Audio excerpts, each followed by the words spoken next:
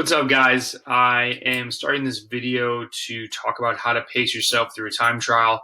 I recently did a 1 hour test. I was really trying to just see where I'm at. When you're doing a time trial, I was taught that the first three rules of time trialing are don't start too hard, don't start too hard, and don't start too hard. And I wholeheartedly agree with that. You really need to, even though we're in the age of power meters, I'm obviously a huge fan of power meters. You need to be able to pace yourself, and you need to be able to feel this effort out because you can really just, you can screw yourself up. It's a very hard mental test. It's also something that an hour at your max is a really long time, right? We're not doing these very often. Most people aren't. And if you are going to be a slave to the numbers and saying, I got to hit X, you might be at X and you might not be able to hold X for 20 minutes. So you need to feel that out. And the one thing that I would always add to those first important three rules is that you want to finish strong. And it's actually something that I almost forgot in this effort. So I wanted to take a look, and I haven't taken a look at this file. So this video is just riffing. Well, all I've done so far is I've gone in, I've broken the 60 minutes up into 10-minute chunks. We're going to take a look at this and just see what's going on. Plug for Evoke.bike. Patrick and I have been putting in a lot of effort into our blogs. So go into the tools, go to the blog. We've got about 700 unique views in the first 3 weeks. People reading them, a lot of comments. And that's what we want, man. We are here to evolve our cycling IQ together. People's comments and questions, it keeps the wheels spinning for everybody. We are super excited about continuing to put out content, whether it be in written form, in video form. We're going to be at a ton of races as usual, a lot of events. We've got camps coming. Hey, by the time you see this will actually be public. We got a New Year's Eve in Chile. It is going to be sick. You want to check that out. We only have 7 spots left. We first opened this up to our athletes. A few people jumped on that ASAP. With flight, it's under $6,000. So if you're tired of the same old party where people are getting wasted and blowing into kazoos, hell, you can get wasted in Chile if you really want to, but we've got some sick routes listed, so check those out. So anyways, enough of that plug. So I ended up doing, if you look here, here's a second lap. I averaged 391, and sorry, this isn't going to be a fast run through because I really haven't looked at this yet. So average 160 beats per minute, 172 high. People who know me, I never used to use heart rate, but I'm using it now. The past season. Whoops. Just was trying to get rid of that thing down there. Okay, so I started out, and my goal, I was hoping for 380.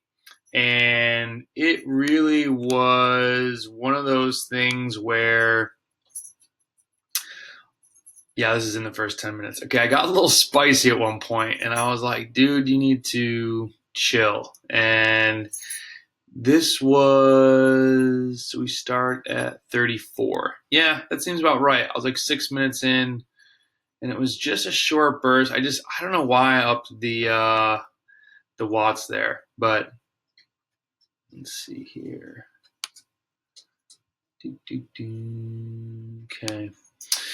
So the one thing that I like, and if you've read Training and Racing with a Power Meter, obviously, this first big fall off, a lot of times you can use this as your threshold power. So I'm over 400, which is good. I've been riding a ton of long endurance and haven't really been training anything over tempo. I also crushed myself for that last blog post of trying to make a point of, how crappy I could make myself feel just off of a really high CTL. And I will be honest, I thought that I had to go to Florida for a digital marketing conference, and I was going to have Thursday, Friday, Saturday, Sunday, Monday, 5 and maybe 6 straight days off. So I was like, I'll go there and I'll fast a little bit. I'll get skinny and I'll just recover because I'll be going to this meeting and sleeping. And I came back, I still felt like crap. And I actually think I caught something on the plane because I was so run down, and came back, rode 140 miles, got really sick, and didn't even want to ride a bike. So read the CTL blog. CTL is not your race readiness. And yeah, we'll have another blog on that. But came out, and I did the day before 2 60-minute sweet spot average at 360. So I'm like, you know what? Legs are feeling good. I hadn't been lifting in a while because I had been sick and the nervous system had a chance to chill. So I came out and I really wanted to hit 380 and I was rolling along, and it usually takes me about 15 minutes. No, that's a lie. Maybe like 12 minutes to get going. One trick in pacing. So, I'm not even looking at the power meter in the beginning. It's really, I don't know if this is true, but a guy told me a long time ago and it stuck with me. That when you get warmed up, let's say, and you go to a time trial and you get to the start line, there's always waiting around. Whether you are even if you get there like right before, you got to stop, your heart rate lowers down, you get on the thing, unless you like time it perfectly, but I wouldn't recommend doing that because the literature actually shows it doesn't even matter if you're warmed up, unless it's a prologue, like if you're warmed up and you have 30 minutes, you're fine. Just don't think that you're not going to be ready to go. Okay. Just like a crit, it's going to start, it's going to be hot and heavy, but like you'll settle in. So for the time trial, which is kind of how I approach these, you're going to go out and you're going to have a time trial where you feel like Superman. Okay. And that's when you remind yourself, don't go too hard. You're also going to have time trials where you just feel like dog poop and you can't let yourself be psyched out because this is a mental game. Half of this sport is mental. The only reason I've won so many races is the mental side. I truly believe that. I've had some amazing mentors that have my mental game like dialed and were huge on like, dude, believe in yourself. Literally, very short statement, believe in yourself. Most of us don't. And I've always tried to go to a start line, especially when I'm going up against pros and guys that are physically just way better than me and say, hey, you know what? I've done everything I can do. I'm going to give it my best. Here I go. And that's how I approach these types of tests. But I also don't look at it as a test because a test, I don't like tests. Who likes tests? I don't want to get like a pop quiz. It's a benchmark, okay? If I have a crap day, I have a crap day, right? But then I know that in 2 weeks I'm going to go crush that number. So that's a win. Then I'll go feel good. So don't get yourself psyched out. So, I'm trying to give you all the things that I think of when I'm going through this. So you're in the first 10 minutes. The first 10 minutes cannot feel hard. If they feel hard and you're below your number, just admit to yourself, I'm below my number. Today's not my day to crush it. So I felt pretty good. I'm cruising along here. And sorry to blow up your spot there. Cover 3.8 miles. First 10 minutes, 380. Second 10 minutes, no turns. There's a couple turns there, so I probably lost a couple watts there. Another 3.8 miles, same RPM. Hits a max. No real surges. You see 514 is my highest watts. Beats per minute. It's gone up 5 beats per minute. And I'm feeling good. And at this point, I'm telling myself, like, get through the second one, and then you're a third of the way through. So let's change this background. Let's get a little P. Wally up in there. Second one, you got to remind yourself this is an hour. And really, when you're going an hour, you cannot be feeling pain until 40 minutes because at 40 minutes, you still got 20 to go. And most people are only doing a 20-minute test. So here's the other thing. Kudos to you. If you're doing an hour, guess what? Like nobody's doing it. I've got a bunch of my athletes finally doing these things. I mean, a lot of my athletes are finally buying into, man, I've been watching your Strava. All you used to do is ride endurance a lot. Makes you really fast. That's the key, okay? And then you come out on these tests and you give it, instead of having every power file like this, all my power files are like this, and then when I want to do a hard ride, that number just goes up higher. You hold it longer, and your time to exhaustion is better. And then when we get towards race season, you start really turning the screw, and your FRC. So don't make every ride so darn hard. All right, so we're in the second 10 minutes. We get through this. There's a little blip. I like religiously try to stay away from surges. I'm actually surprised that's not higher. That must be the 485 right there. Okay, yeah, that's the 500 one. You can see beats per minute going up. Cadence went down just a little bit, but I was turning it over. It was feeling good, getting flowy. So yeah, 400. Let me see what the other one was. What am I mostly at? Sorry if this is working. I probably could have dialed this talk down, but then you don't remember all the little pearls that you want to give people. All right, it's pretty similar. So I get halfway through, I'm feeling it, and I'm like thinking of the route, and I'm like, trying to avoid corners and stopping and all that stuff. So this had 2 stops, and this one was super coasty.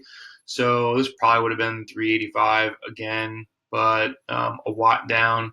So by now you know what's going on. You know how you're feeling. You know what hurts, what doesn't hurt, and I'm starting to shift around more on the bike. So, I've had to get used to this bike a little bit more. It's more of a classic geometry, which is awesome because it allows you to corner much faster. It allows you to ride much safer in the pack. This thing is so nimble. I'm taking corners. If you guys haven't seen it, check out my Allied Alpha. It's the blingin' pink 190 Pantone, and it is a bike that reminds me of like my Basso Diamante and hybrided with like a Scott foil. No, a Scott R1 before the foil came out. It is zippy, but it turns on a dime. I love the Garneau bike. The Garneau bike was sick. The Aero bike was super fast, but I always said I had a hard time cornering that. Cornering is not my forte, or that word's actually pronounced fort, I've learned. But that's not my number one thing, as everybody knows. But this bike, man, I'm ripping some corners that I thought you had to break through on my normal training routes. So anyways, the bike, though, I'm shifting around a little bit, trying to slide forward at times. To slide back, it allows me to use more of my hamstrings. The other bike was just straight up quad, and it was like a TT bike. That's what an aero bike is. Aero bike is good for going straight. And blistering. I must have caught some tailwind there. Did 4.1 miles.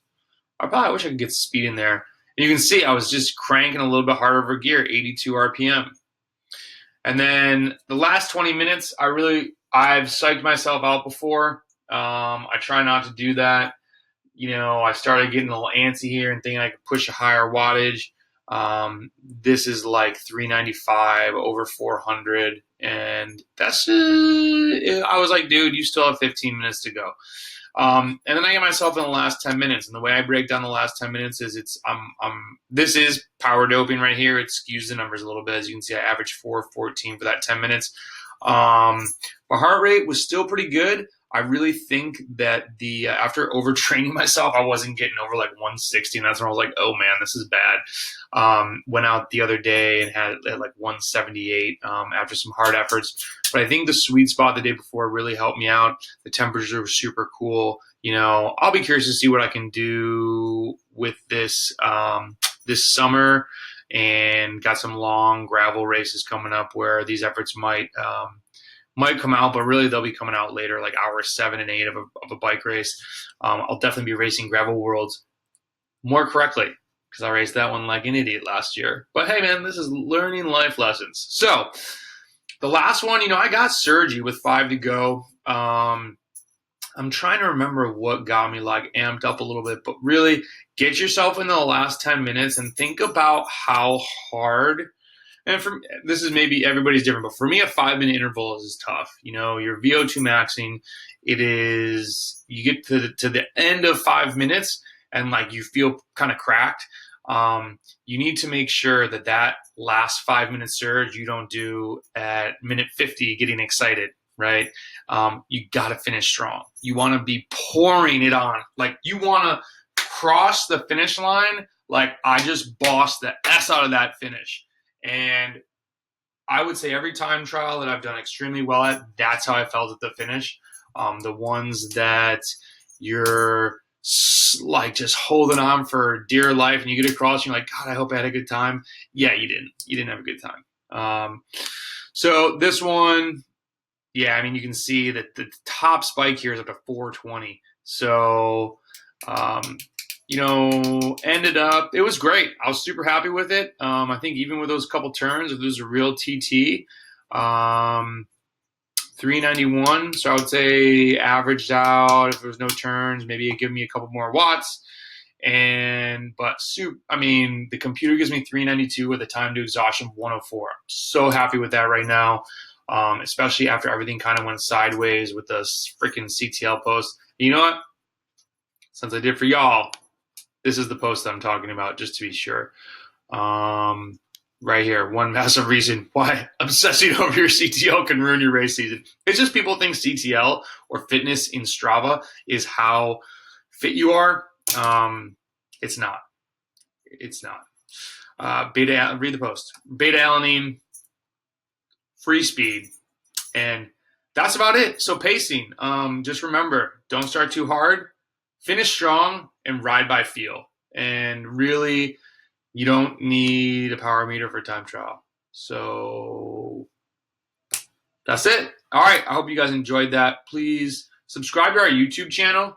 Please like us on Facebook, like us on Instagram, comment on things. We're just trying to start a massive conversation. I feel like there's a big gap in people talking about training and putting out content and putting out things that can make you a better cyclist. I owe a ton of people massive thank yous, mostly stemming from Genesee Valley Cycling Club in upstate New York, and along that journey through racing from there, from my old coach in Colorado who had moved from Rochester, to people I've met in Nashville, to now Memphis, Oklahoma City. I'm so pumped to see where this journey continues to go. So literally, this is why we're doing this. We want to have you make your journey better, get faster, drop people. It's really fun, and you don't have to make many sacrifices. So off my soapbox. See you guys later. I'm gonna go drink some Science and Sport protein. Plug, ad, Jack Jargo.